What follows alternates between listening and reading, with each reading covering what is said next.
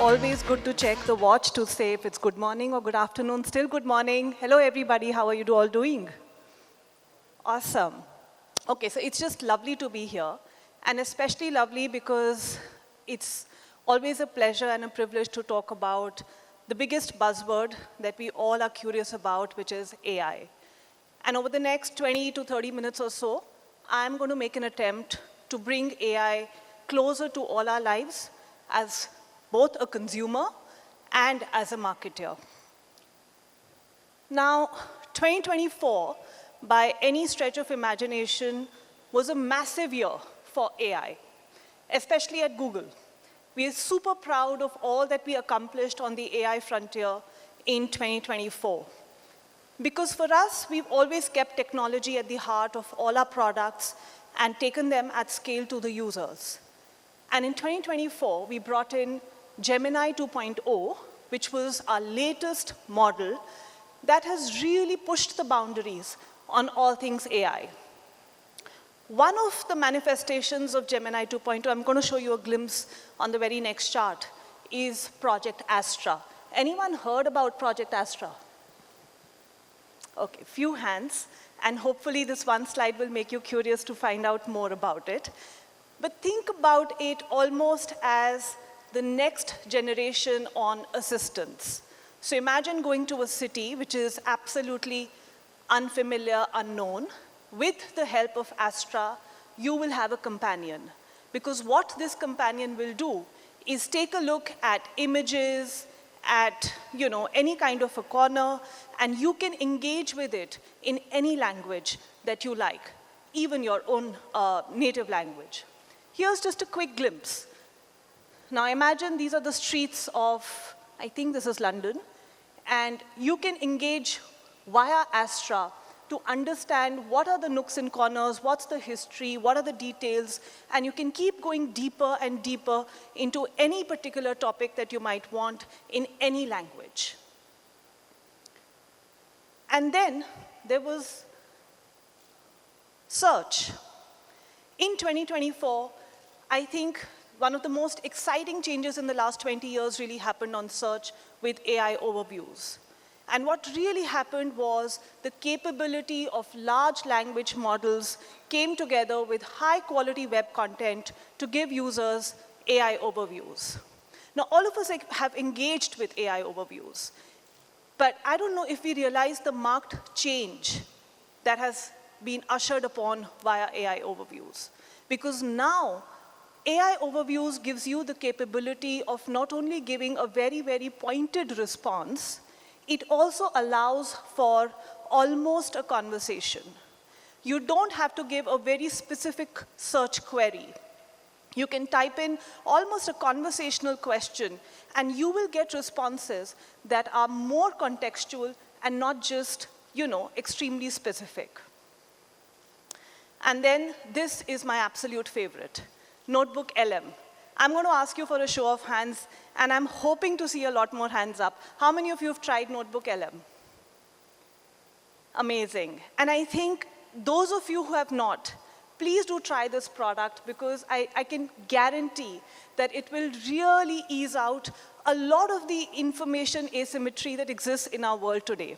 Now, what does Notebook LM do? I'll just sort of give you a preview for those of you who haven't experienced the product yet. Now, we all know information will rest in many different formats, right?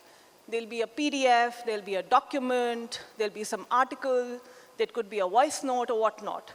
With Notebook LM, you can bring together all of those information sources, drag and drop them onto this place, and then pick up any query and ask Notebook LM to summarize that for you. So I can then go deeper into any topic, and what's amazing is I could even convert that into a format of my choice, including a voice note, which then I can share with my team members. So it's absolutely fascinating.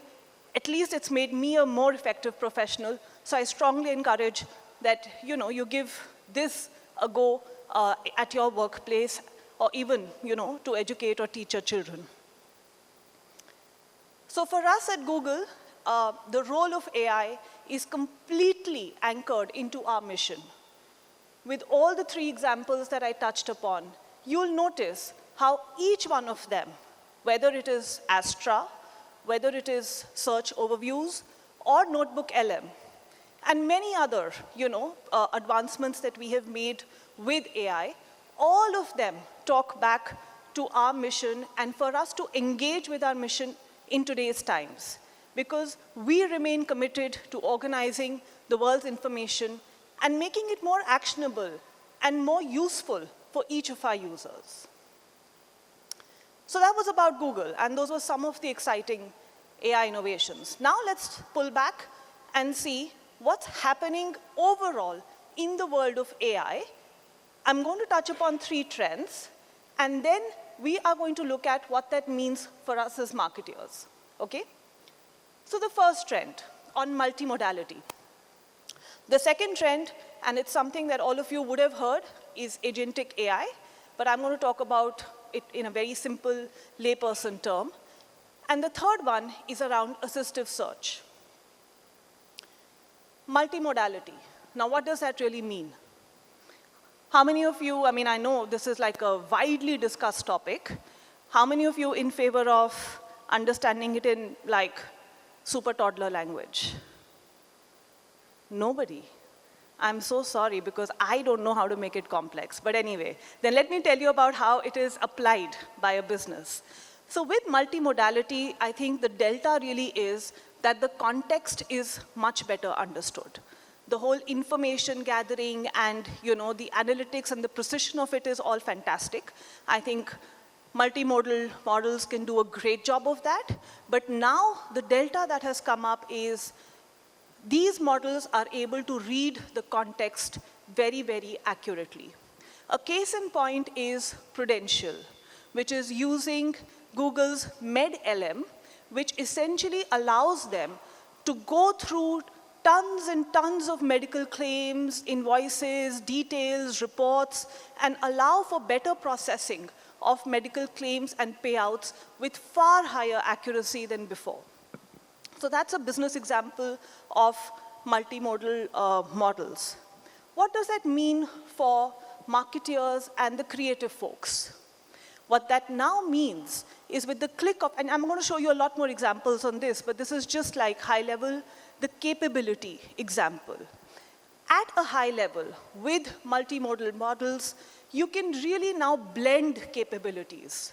So if there is one capability on imagination, another on writing, the third on visualization, all 3 can come together and take you to places that would have otherwise taken you a lot more brainstorming, a lot more time, can now happen very, very quickly.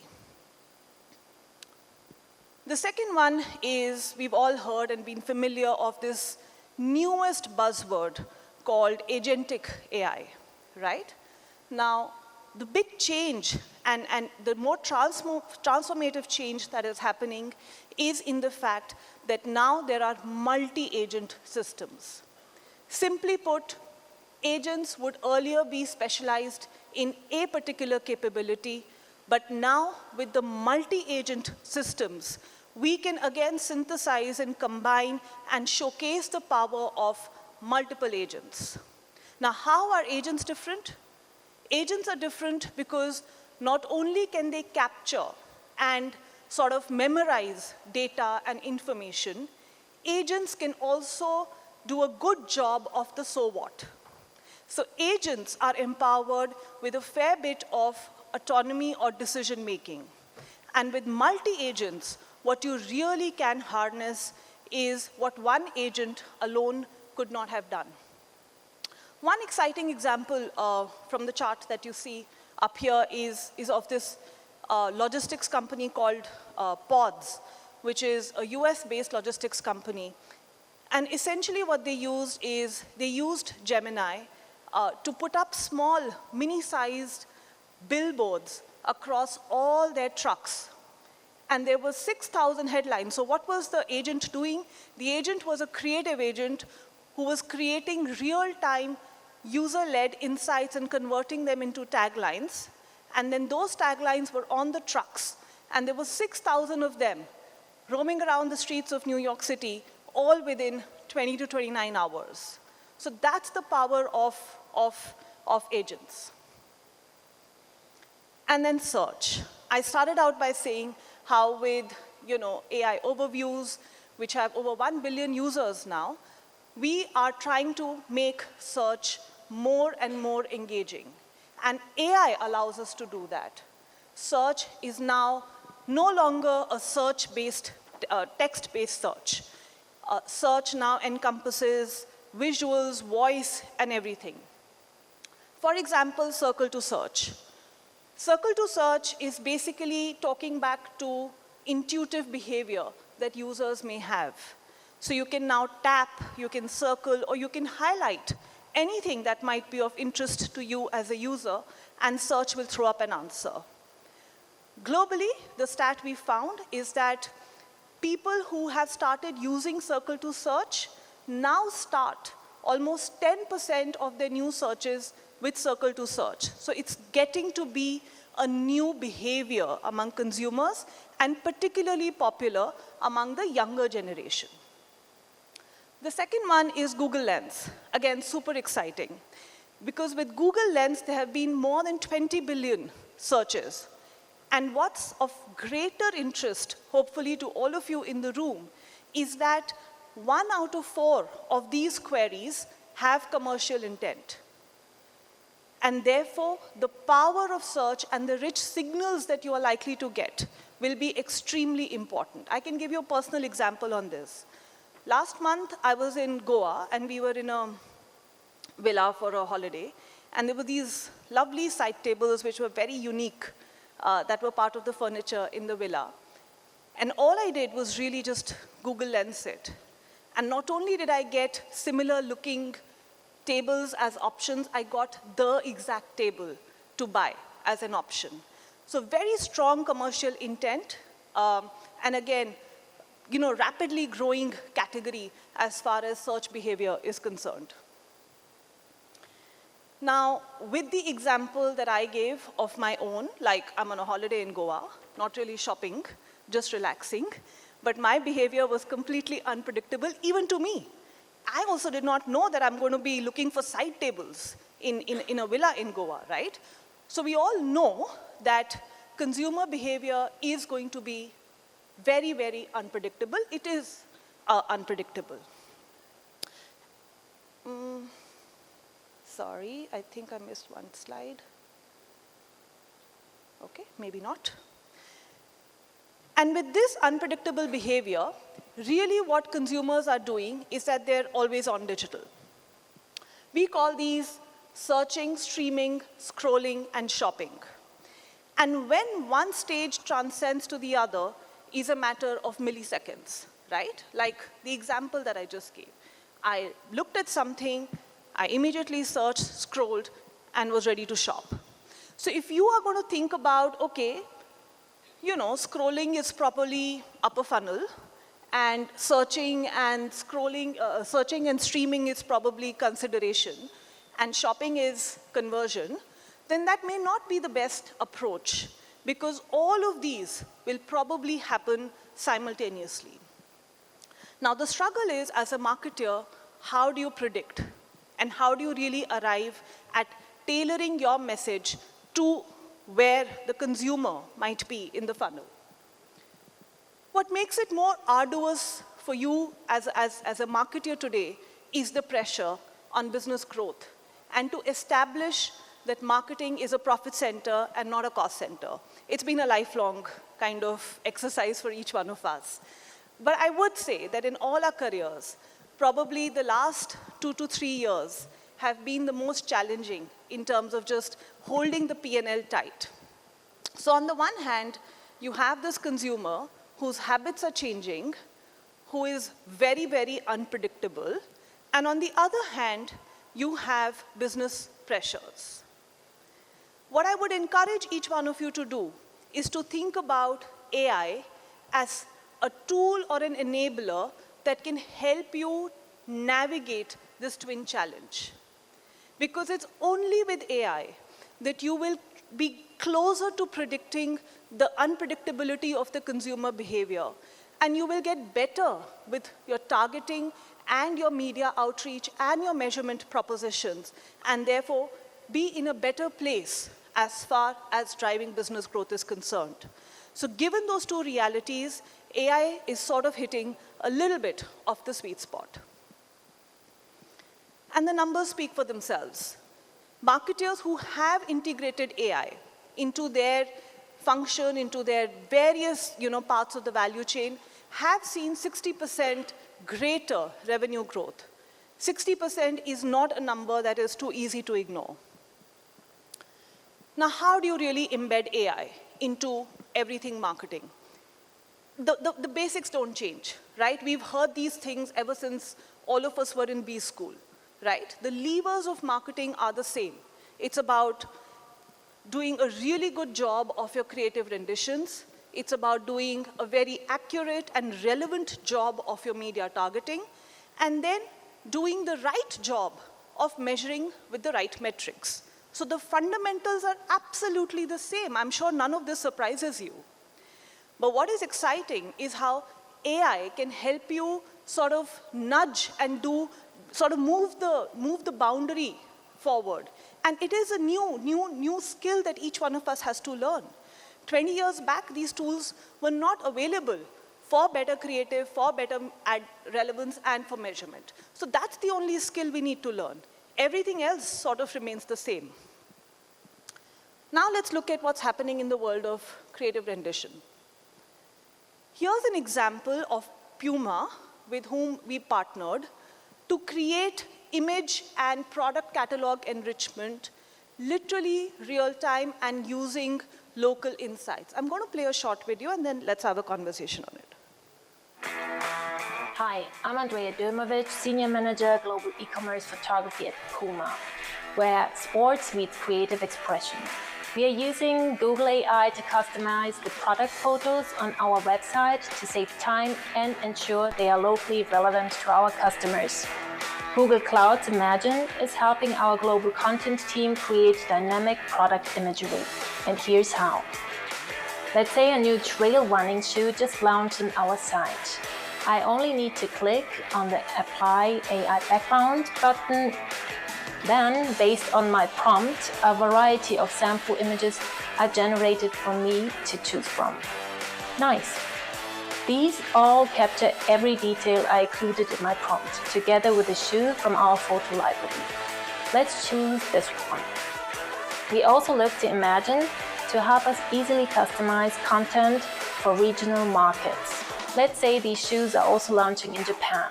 I can localize this image by going back and editing the prompt to include a recognizable landmark, Mount Fuji, for example.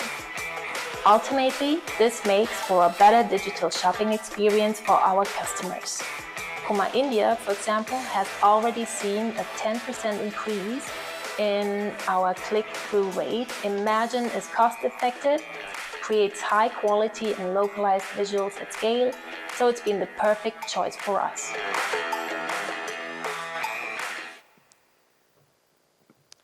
So I think what this example really does is tells you how you can get great quality at really fast speed, great customization, and scale all at once, right? Now, a job like this would otherwise have taken the client and the agency team to work together endlessly to come up with many, many options, thereby adding your time to speed to market, etc. And a 10% increase in click-through is always a great outcome. Now, it doesn't just stop there, and you can just, I think, explore the possibilities. You could look at taking static images and turning them into motion for greater engagement quite easily. And just sort of, this is how you can drive for any business that is today D2C and online, and I'm sure most of you are working in some capacity or the other with online web or app-based businesses.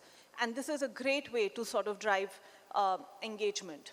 You can even, in case you are creating assets, add voice overs. You can create scripts. Given the prompts that you have, You can keep modifying it. So imagine every time you want to modify or regionalize your creative assets, you have that capability available with you. One such example here is, I'm really proud of the work that we've done with Zepto, where we used one of our tech products, BO1, to take rich images that they had for some of their diverse categories, and these were all static images, that were pulled together to convert and make a video asset that not only showcased the diverse categories that the client had to offer to its users, but also delivered 11% efficiency at 2x the scale. Introducing Zepto Cafe, delivering fresh food in just 10 minutes. Get coffee, snacks, desserts and more delivered right to your doorstep. Order now and get a delicious offer of up to 40% off. And again, this was just done in a few hours. And once you sort of set this up, you can churn multiple product categories or options across SKUs, etc., very, very easily and achieve efficiencies for your business. And if you're a small business or sort of thinking about setting up a firm of your own, you may not have access to great design houses, etc. So you can really just cook up, whether it's a logo. And this is a lovely example. I think it's a great concept of a coffee shop and a gaming shop coming together. And you can give a prompt to create a logo for a tagline, for creating a new style. For example, in this case, the prompt is make it retro. So all of those things that were otherwise barriers to marketing AI has turned it on its head to make it extremely accessible, creative, and intuitive. Again, the use cases are in your hand. And that is going to be our skill as a marketer now. How do you really use AI? This example, for instance, talks about, I have multiple cohorts. Help me with the language or the tonality that I should have when I'm writing an article or a script or a note to engage with the Gen Z audience. How can I make it more relatable? AI can help you do that. Or AI can help you just validate what you might be hearing from other sources. So that was all on creative. That was pillar number 1, right? Now I'm going to move to pillar number 2, which is around ad relevance. So we've seen how AI can be used to generate creatives quickly, efficiently, and effectively. We're now going to see whether those creatives can get to your audiences in the same manner. Here's an example of Tira that used AI to drive product discoverability. So far, the examples that I'd shown you talked about how image was getting converted into text. Remember with Astra, you sort of pick up your phone, you scan, or with Google Lens, you pick up the phone, you see an image, and you get text-based responses. Here, the reverse is happening. What Tira did with one of our solutions called FlurryFeed is to take a look at the product images that might have been uploaded on the Google Merchant Center and pull out the keywords which make it easy for the users to identify and spot them, and then enrich the cataloging and the shopping titles. So look at the top 2 examples. That's the same product. Now, earlier, before the solution and before the AI intervention, they were just being labeled as the product. Now, with the AI intervention, AI has been able to read the labels and the details from the Google Merchant Center and added more and more descriptors. So now when your users are on any surface looking to buy that product or on your app, these products will surface up better and therefore drive better conversions, which is what you see in terms of the results. Now, all of this is front end. Even for the back end, right? There's tons of market research. We spoke about NotebookLM in the past. How do you really synthesize all the research and marketing insights and make it more and more actionable? Please note the emphasis that I'm trying to put over here is on actionability. It's not just theoretical insights. So you can now ask questions and prompts to drive actionability from all the content in terms of third-party reports, your own historical research reports, et cetera, that you would want to leverage. In an extreme case, not extreme case, but in a more evolved sort of use case, one leading fashion app business, for example, we worked on a trend spotting tool with them, where the trend spotting tool is able to predict the upcoming trends. And now how have they made it actionable? They have modified or linked the app product assortment for Gen Z based on those upcoming trends, thereby leading to better traction. So when the Gen Z has a different sort of brand for them to enter and buy their fashion products, that is linked to the trend spotting tool based on the algorithm and the suggestions that trend spotting indicates. The assortment and the featuring gets modified real time. So very, very exciting to see some of this work happen in India. So the question you've got to ask yourself is, when it comes to ad relevance, what do I do with my business today? From our end, on the Google ad products, we have ensured that AI is sitting at the heart of our core products, whether it is search or on YouTube. So with search, we have been speaking about Broad Match for a while now, and it keeps on improving. Today, Broad Match can get you modified results based on user location or the landing page, et cetera. So Broad Match is also getting smarter. And with YouTube, whether it's video reach or video views, the system is being able to crawl the user behavior across shopping feed, across shorts, across the home page on YouTube. So all of their interests and behaviors are getting really well captured, and the intent signals are stronger than before. And it's no surprise then that businesses are benefiting from the AI that is embedded. This is not a bolt-on or something additional with respect to tech. These are just the embedded AI ad products that are delivering results for businesses. So Headout, for example, when they've used Broad Match effectively, were able to tap into the evolving user queries more than what they had as an inherent knowledge. They were able to tap into those newer user queries that were coming up and saw their bookings increase by 8%. Or Myntra, for example, who was very keen to build a fashion community on YouTube, is using the embedded AI ad products or video views to drive that fashion community and to drive that loyalty on YouTube. This is a bit of a bold statement, but I really do feel that just given how much the consumers are changing and just how much the business cycle is going to put that, pressure on us, the future of marketing will be to those who can truly harness and make the most of AI. AI is going to be available for all of us. It's really those who can harness it, who can give it the right set of prompts, who can join the dots and say and explore the possibilities of AI, who will truly succeed. We are seeing great adoption.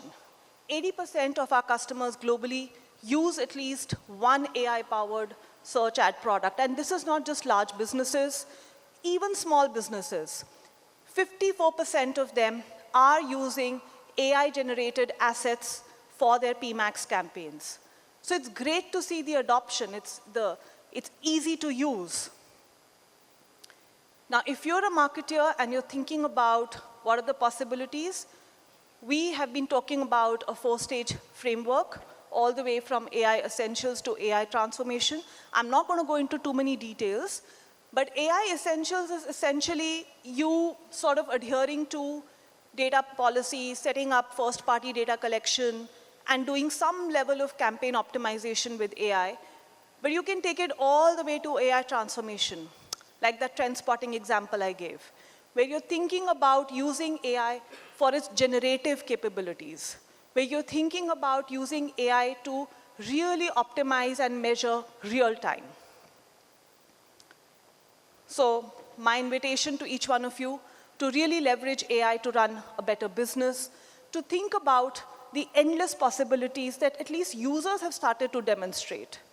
Here is a really lovely video which tells you how AI is really giving power and so much empowerment to users and such a fabulous transformation to society. I'm going to end my keynote by playing this video. जो सोचा न था वो सब होगा, जो पहले न हुआ वो अब होगा, जो अब होगा गजब होगा। समझेंगे मिनटों में दुनिया की बातें, जो भी हमारा मन होगा, और अल्फाजों से जादू दिखाना हर किसी में दम होगा।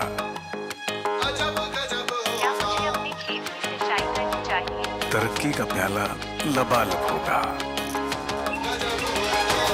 एक अकेला हजारों की मदद होगा, और उंगलियों को ऐसे पर लगेंगे काम नहीं करतब होगा। आज हम बनाएंगे मेरा पर्सनल फेवरेट अचारी आलू टिक्का। हर जगह पे तू जाहिर होगा, हर जुबान में तू माहिर होगा, 12 small potatoes, 1 baby. La cachemira in pot. और चाहे जितने भी हो फासले, चैन की तू सांस ले। बुरी नजर पे तेरा कहर दिन दोपहर हर शब होगा, और पहले ही भांप लेंगे मर्ज कि क्या और कब होगा, कुछ ऐसा अजब होगा।